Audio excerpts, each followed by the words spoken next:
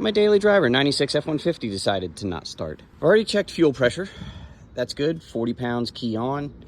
I've already checked, I have spark, but I have weird constant spark. See what I mean? I'm not cranking it. That's just key on. And that spark won't go away. Shouldn't be sparking at all right now.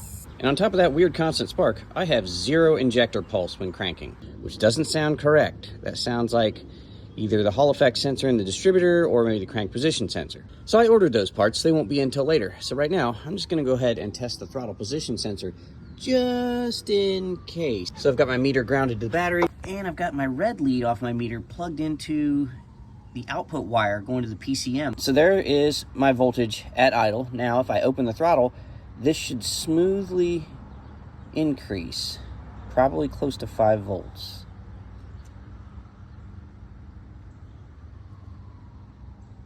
.471.